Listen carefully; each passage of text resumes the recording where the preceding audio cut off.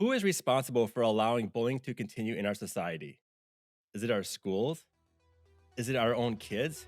Or is it us as parents? Let's discuss that after I hit this music.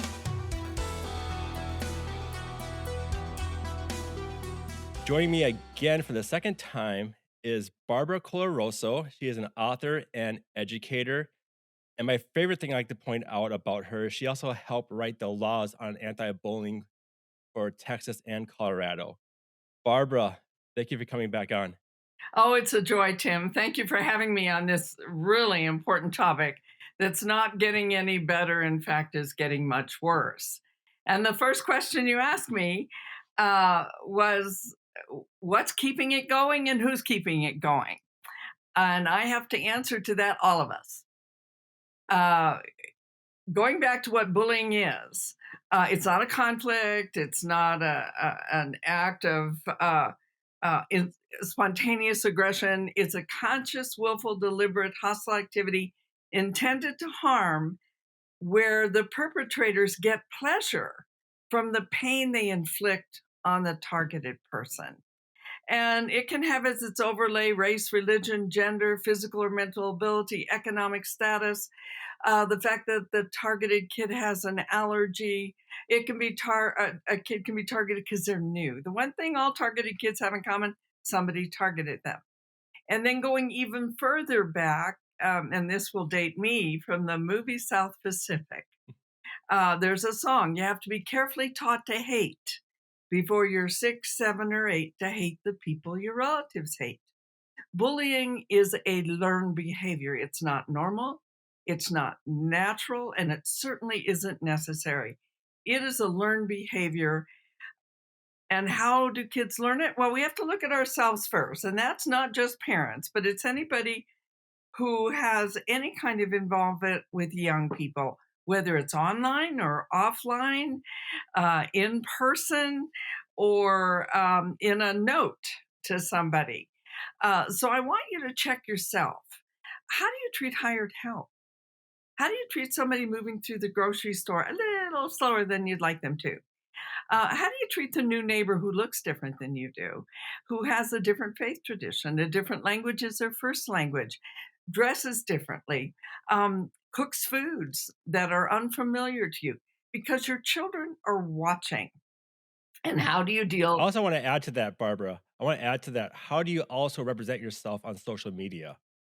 Absolutely. And that's why I said online and offline, because if Yeah. you are being mean and cruel to other human beings, targeting them yourself with vicious, bigoted, hateful comments, then your children, since it's there forever, will be able to know you in a way that you might not want them to. And then going back to um, a real life situation where what do you do if you have a bigoted relative? Now, all of us have bigoted relatives somewhere on the family tree.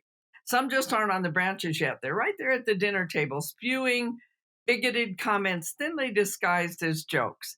Can your children hear you saying that was a bigoted comment, or that was a racist comment, or that was a sexist comment, or that was mean and cruel, when all the other relatives roll their eyes and say, "What, can't you take a joke?"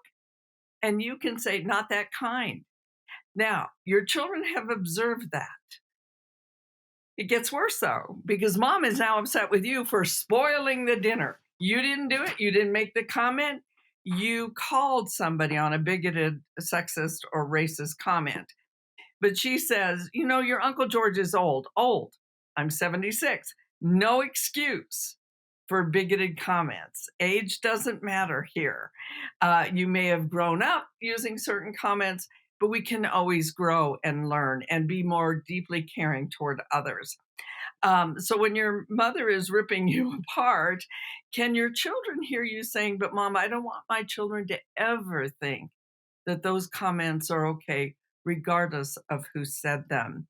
So the chances of your children, as the topic for today, becoming a brave-hearted witness, resistor, or defender, which is, by the way, the antithesis of those who bully, you have a greater chance if they have actually seen you walk the talk and talk the walk. So when the high status social bully, either in first grade or at 15, says to all the other girls, I don't like the new girl. You want to be in my group? Don't eat lunch with her. I want your daughter, who has seen you walking your talk, to be the one to say, that's mean, that's cruel, and have the courage, and it does take courage to go sit next to the new girl because she will do that at cost. There'll be no scratch and sniff stickers and stars, catch and being good awards, or lunch with the principal. What she'll probably get as a 5-year-old or a 15-year-old, oh, Miss Goody Two Shoes, or you're not going to be included in our group either. Just watch your back. But she's willing to stand up and speak out and step in and do the right thing when the burden's heavy. And your boy in the locker room, when the high status social bully starts targeting another boy, can your son stand in between the two and say, back off, leave him alone? He's not such a bad kid. Knowing he will do that at cost, he'll probably get, what are you, chicken? What do you just like him? But we have to walk our talk and talk our walk first. As educators, and I am an educator, in the classroom, when we hear somebody making a racist or sexist or other bigoted comment intended to dehumanize somebody, because bullying is about contempt for another human being, can our students see us calling someone on it, whether it's another student or an adult in the room? Our children need to know that this is safe harbor. Our homes and our schools and our community are safe harbor for anyone. I go back to Martin Buber's comment that I am I and you are thou, and we have a common humanity. We are interrelated, interconnected, interdependent. As Archbishop Desmond Tutu said so beautifully, that I can't be fully me without my interactions with you. And in bullying, I take the thou in you and make you into an it. I work in Rwanda with orphans from the genocide in 1994, where in 100 days, almost 1 million human beings were macheted to death because they were considered less than human. They were called cockroaches. Armenians, during the genocide of the Armenians, were called dogs. Jews were called vermin and bacteria eating at the fabric of our society. Rohingyas today are being called fleas. Migrants crossing our border are being called horrible, dehumanizing names. And so once that begins to happen and I dehumanize you in my mind, I can do anything to you and not feel any shame or compassion.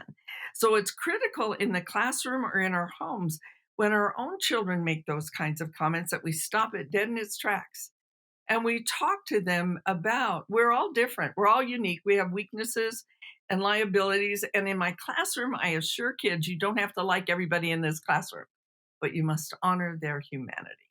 You must treat them with dignity and regard. And if we can do that in our homes and our schools, even though in our culture today we're fighting that regularly, Mhm. we can begin to make a difference. Our homes and schools not only reflect our culture, they help create our culture. So we have to understand the power. And I want to, for a moment, go back to the bully circle. The roles all of us play, whether we're in society as a whole, online, and that's such an important influence, Tim, that you mentioned, or in our own homes or the community. We have a bully circle. In the center is the person targeted, whether it's a student, a family member, because siblings can target siblings. It's not just conflict. There's a huge difference between conflict and bullying. We have to teach our kids to handle their conflicts nonviolent, but we have to stop bullying in its tracks. But anyone can be What's a targeted. conflict, Barbara? What's a Or one more time for conflict? people.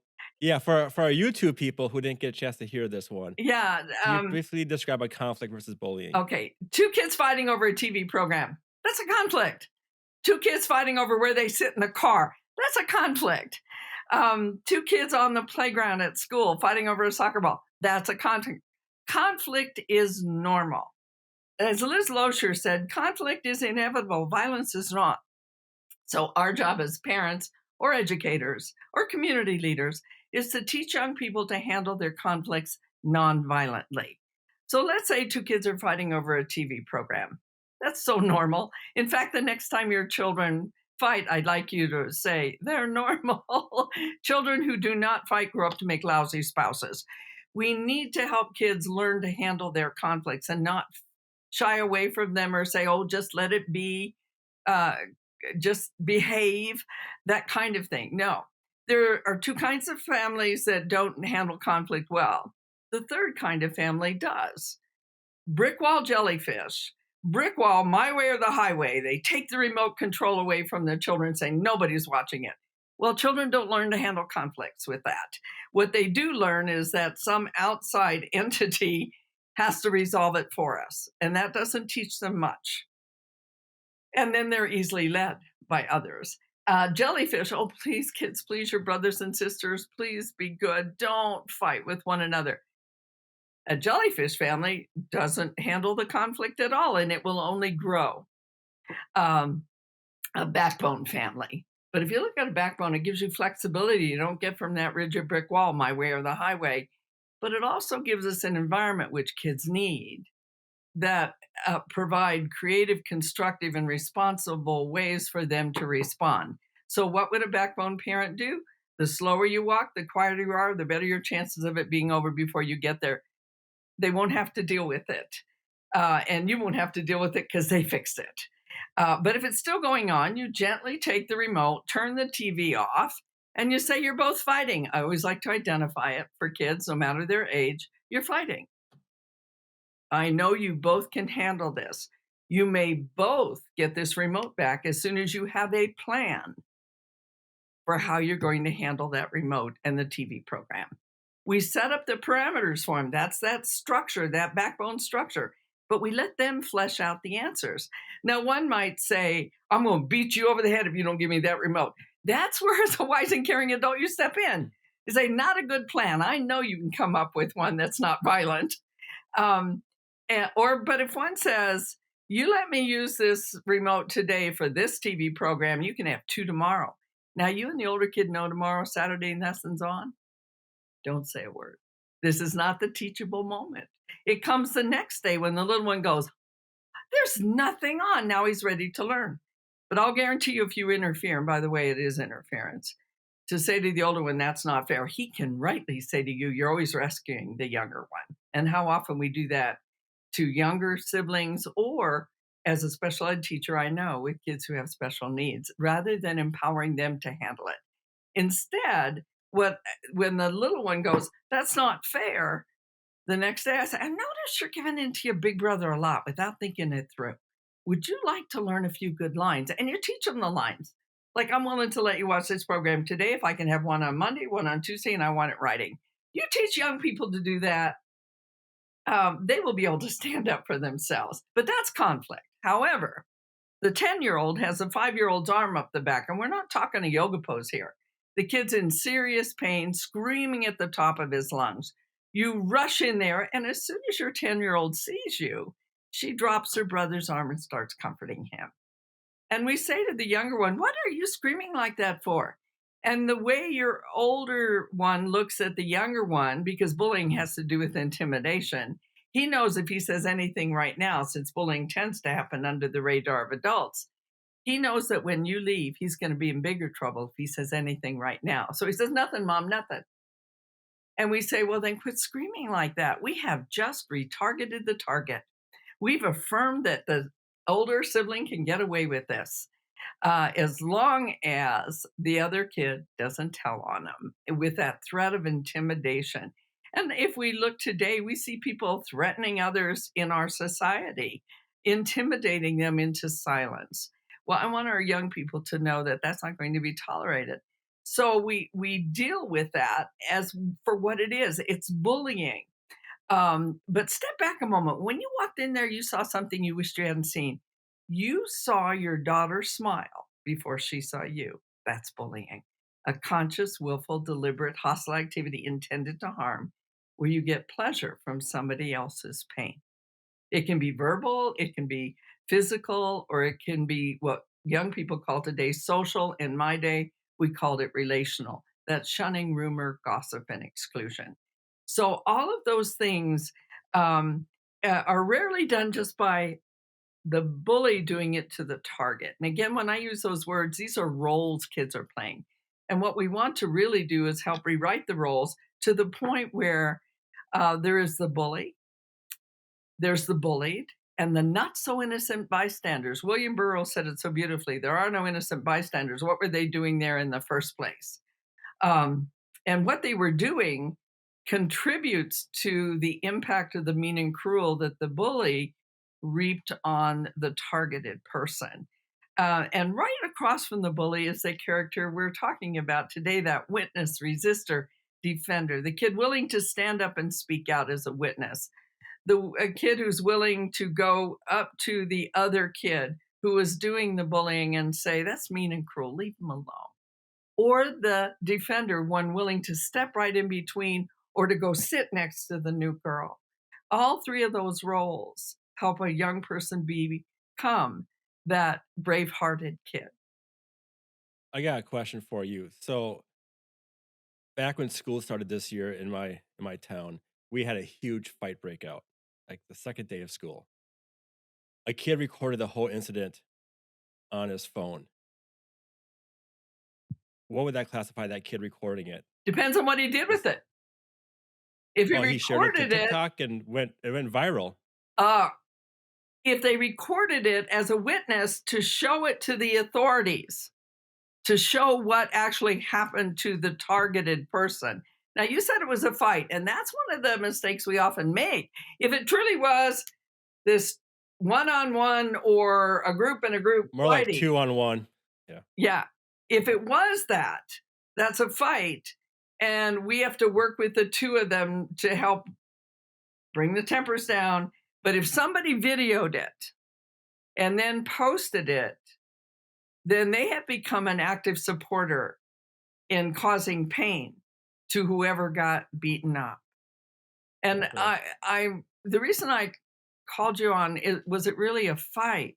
Did somebody target someone that had less power than they did? Because there's always an imbalance of power in bullying, not always in Well, this conflict. one was 2 versus 1 kid, and I don't know the whole story behind it. There's multiple stories as who started what. Either way, this kid got his head stepped on, kicked.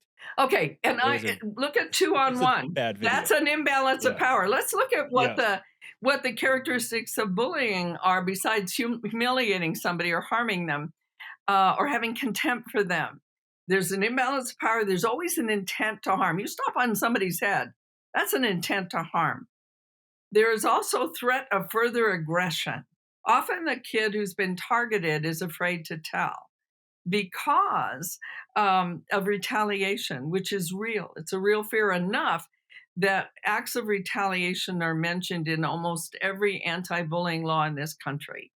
That there will be ramifications if somebody retaliates against. But the fear is there. And if that is not handled right there, when the threat of further aggression is there and the act of being mean and cruel is not dealt with, a fourth characteristic comes in, and that's terror. And once there is terror, it is an end in itself. It's not a means to the end, it is an end in itself, where kids are afraid to go to school. They're afraid to walk down the street. In our own communities, with so much bigotry and intolerance going around in our communities, there are people afraid to wear their clothing or something that represents their faith tradition, or speak a language that somebody may target. So it isn't just in our schools we need to be addressing this. We need to address this there too. But let's go back to the person who videoed it. If Yeah. they videoed it to be able to give it to someone who can deal with it, that is being a witness, a brave-hearted kid. And we have to promise them anonymity.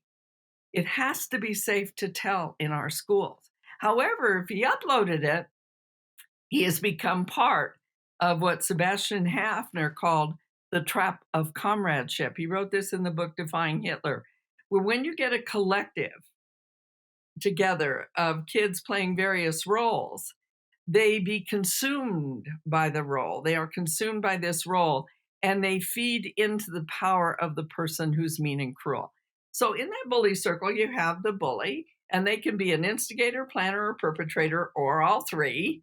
In fact, you may often catch the henchman, which is the second character, who does the bully's bidding. A young girl in the lunchroom. There's an empty space there, and the new girl's walking in, but the bully is sitting in one chair. Her henchman's in the second chair. How do you know she's her henchman? She says, the first girl says, the bully says to the other girl, put your backpack down so the other girl can't sit here. And the henchman goes along to get along and puts her backpack down. Now, the third character is what you're referring to, that active supporter. They didn't take part in it, but they whipped their phone out and videoed this exchange where the one girl tells the other girl to put your backpack down. The new girl walks up and realizes she really doesn't have a place to sit and uploads it so that more people can get pleasure from her pain. So she's a part of the problem, or he's a part of the problem at this point. Uh, right below them is the passive supporter. They're the ones that would open up that TikTok or Instagram and laugh at the harm done to the targeted girl. The very bottom is a deadly lot that can be you or me, can be other students, it can be siblings who turn a blind eye. The disengaged onlooker says, not my problem. He's not my friend. The kid who's doing the mean and cruel is my friend. I want to fit in the group. They do nothing. They are part of the problem. And on the upswing is that potential witness. That's the kid you did raise to act with integrity and civility and compassion. But they're afraid of getting hurt if they step in. And that's a valid reason. They are afraid of becoming a new target of the bully. They are afraid of doing something that will only make the situation worse, or they just simply don't know what to do. These are I have a all, question for you yes, before we go too far with the upstander. What if they upload it to TikTok because they're trying to say, well, I'm trying to build awareness of what's going on in our schools? it's how it's presented. If it's to get pleasure from the pain of the targeted kid, if there's a message there, our school needs help. This is going on. Somebody take notice is a very different upload. If they blurred the targeted kid's face, and by the way, you say, I don't know how to do that. Kids do. Oh, They yeah. know how to do that. So, intent matters. I always talk about the big I and the three C's. What's your intent for doing it? What's the content of what you did? What's the circumstance you did it in? By saying, hey, school, I need you to be aware of what's going on. That's different than, ha, look what happened here to this boy. Very different. So you have the content, the circumstance it's happening in.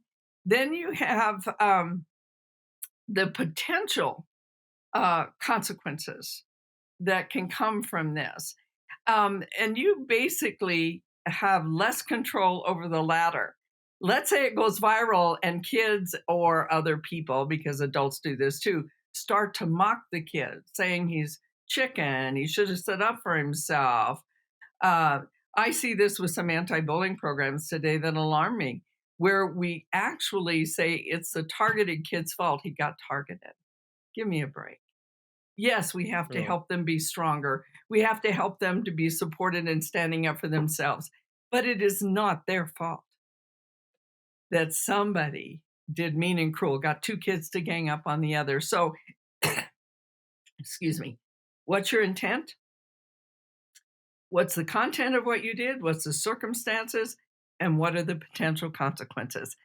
We have to, as adults, look at those big I and the three C's. But I start teaching kids at about age 7 to examine what you're doing here. That's 7 I is was the age on of a reason. I'm gonna I was on a Facebook uh group. It's not local here, but this mom made a post that her kid's being bullied in school. Didn't say what the bullying was. She left it anonymous. her posts got a lot of attention and likes. Like not like likes, but like engagements. So then she um went posted later on, "Oh, I was the one that made the post." So I clicked on her name 'cause I wanna know why would you go anonymous and then all of a sudden come out because she even said, "I didn't mean for this post to go viral." Okay, so I clicked on this lady's information. I scrolled to her Facebook page. It's all FUs, this, that. It's toxic. Yes. Picture of her kid. I'm picturing my kid to use her voice. Apparently, she broke the school rules on a dress code. Um, she's teaching her kid how to use her voice, but basically, what she's doing, she's teaching her kids how to be defiant against a rule. For instance, when you go to a job, there's a dress code. You have to follow that dress code at a job. If my employee came to work wearing whatever they felt like wearing that day, I would say go home and change. So, but anyways, this person who's claiming that her kid was being bullied, the point was she made it anonymous, got attention. Now she wants to let everybody know that, oh, it was my kid. I did this. And I feel like this parent is, I be careful how I say it. I'm not like, I'm not sure how to say this, Barbara, without being mean about it. I feel like this parent's just kind of looking for Yeah. a fight. I think the They're looking parent for a handled fight. it poorly. If there was an issue, that's one And of the problems today with social she's teaching media her kids this too. is we bring it all out there and lay it out kind of. Not fully, not with all the Yeah. information. And I am working on a book right now called Mistakes, Mischief, and Mayhem. And I talk about rules and guidelines and manners. You know, manners are how we relate to one another. Uh, uh, Guidelines are how we expect kids to behave, and rules are how they must behave. And so dress codes can fit in basically in guidelines or rules. If it's a rule, there's a reason for it. I mean, firefighters have to show up with all their gear, and they have to be physically healthy and the like for that job. And other jobs, you have to show up in certain kind of uniforms as well. And in school, dress codes can bring about a lot of controversy. One in recently that's now going to the Civil Rights Division federally because a young boy with his hair, he'd braided it up. It's very long, beautiful hair, but it said it had to be above his shoulder. So his mom pulled it up in beautiful braiding, which took a long time. He was still suspended for that. And we have a hair act, a federal hair act, where you can't discriminate in the workplace for somebody's natural hair. And other schools look at it and go, just so we can see your eyes, and you want to pull it back. And so those are guidelines that we need to see your eyes wearing a hat. So you have to determine.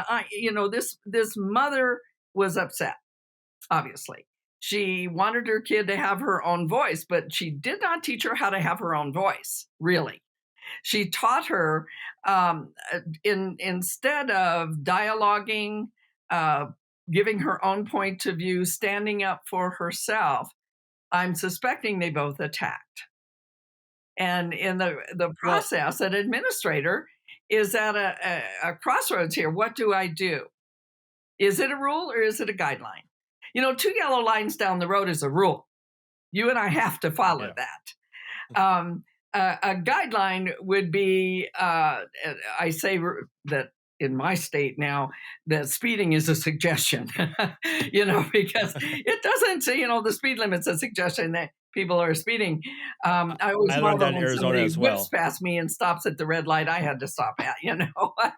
uh, In Phoenix, Arizona, there is no speed limit in Phoenix, Arizona. I learned that as well. People are crazy out there. Trust Yeah, me. no, there's a It's a purpose for suggestion. it. It's usually, and why are rules? This brings up the point. Why are rules there? Rules are there for safety and how we interact in a healthy way with others. There are exceptions to the rules. where the rule is still valid. However, an ambulance goes down the road, we pull over, let them go over that yellow line. Why? Because it's the right thing to do, to let somebody get to the hospital quickly. That ambulance driver didn't violate the law, they superseded the law for a greater good.